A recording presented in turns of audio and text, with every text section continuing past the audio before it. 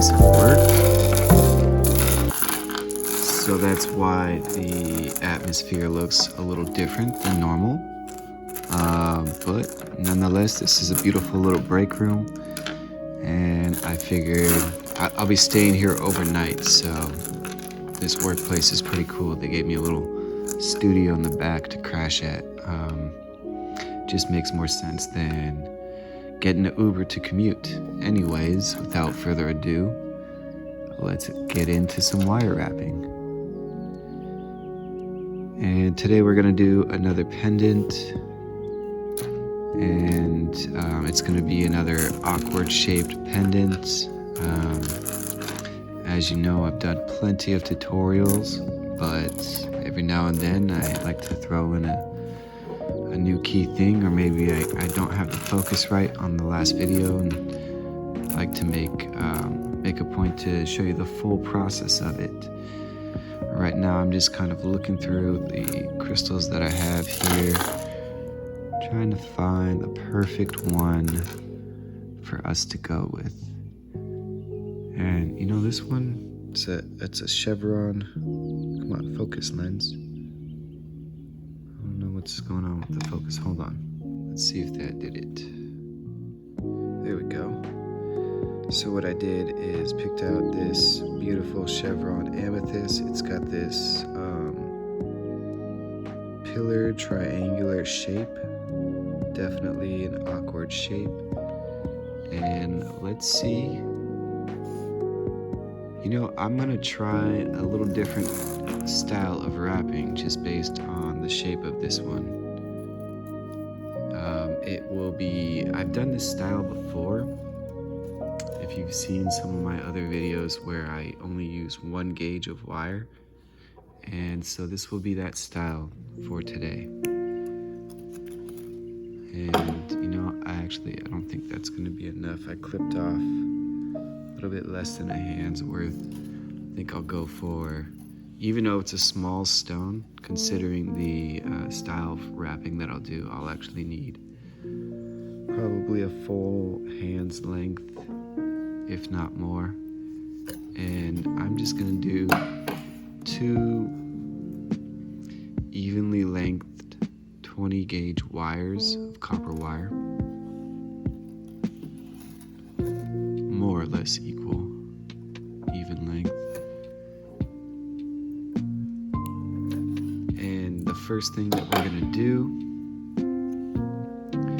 is wrap these wires intertwined together, kind of finding the X in the middle, and then instead of being perfectly in the middle, I'm just gonna slide them both a little bit up on one side. So this side, these 2 sides are a little bit longer, these 2 sides are a little bit shorter. And the reason is, when I twist there, I'll twist 2 times, and then I'll pinch my thumb and my index finger to create a little space gap. And that space gap should be more or less the true middle of the wires. And from there, let's see, I'm gonna poke, so here's the triangular shape. And then same thing, triangular shape on this side, but then from this side, it looks like a square, square, and square. So I'm gonna take what will be deemed as the bottom tip of the triangle and poke that inside. Do I wanna do that? You know what, no, I don't. I'm gonna take the base. So if that were the point in the top of the triangle, this will be the baseline. I'm gonna take the baseline and tuck it in, and then wrap.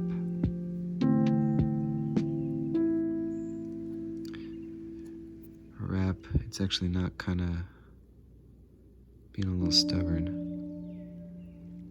when I bend the wire. So I'm just gonna kind of patiently struggle through this, trying to get it right. And from there, man,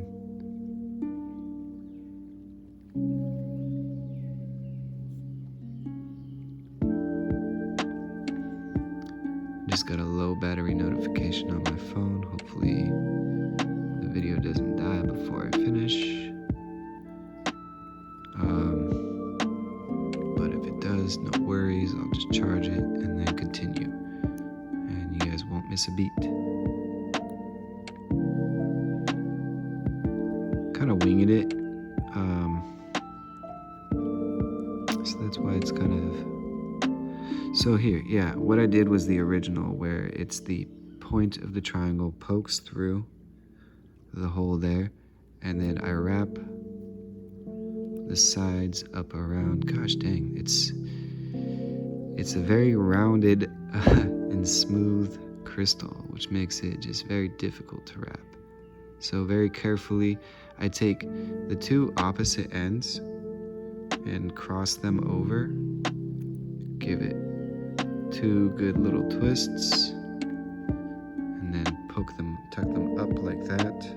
Right, so there was the original gap, space gap, and then I took two from across each other, two wires, and intertwine them, and then I'll flip the stone around and do the same thing on the other side.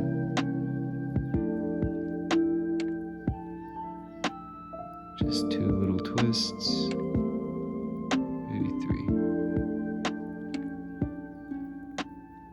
And then from there, I'm gonna cross these two back over. These were the original two that were twisting. And then same thing with the other side. And I'll do, what did I do? 3 on each? I'll do one more.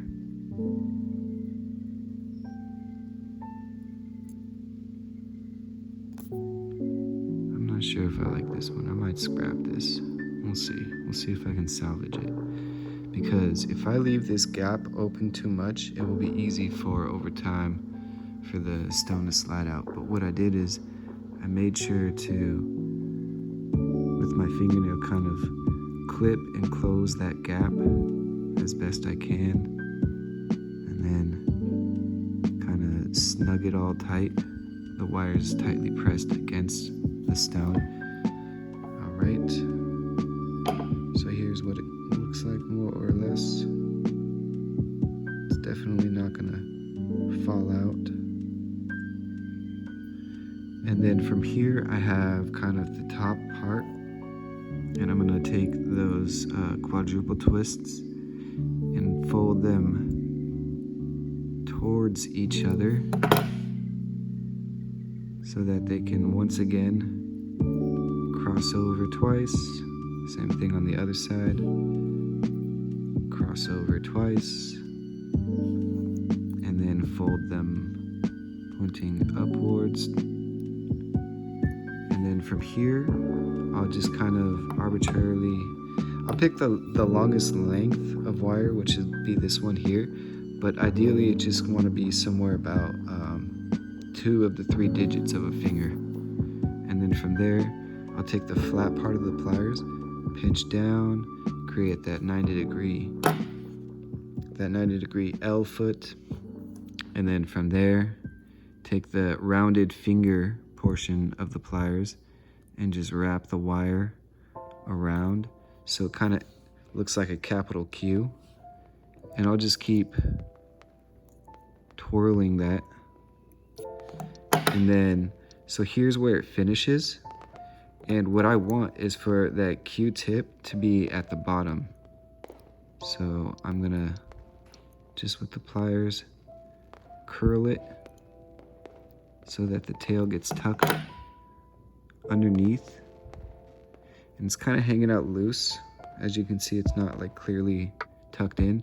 But that's where these other wires come in handy, because they're just gonna wrap around the base below that loop ring and kind of hide that Q-tip tail is hanging out. And then with the tip, curl it inwards so it's not poking out. And then I'll do the same thing with the other two wires, just going in the natural flow direction that they are already going. And then finish off the same way by curling in the tips.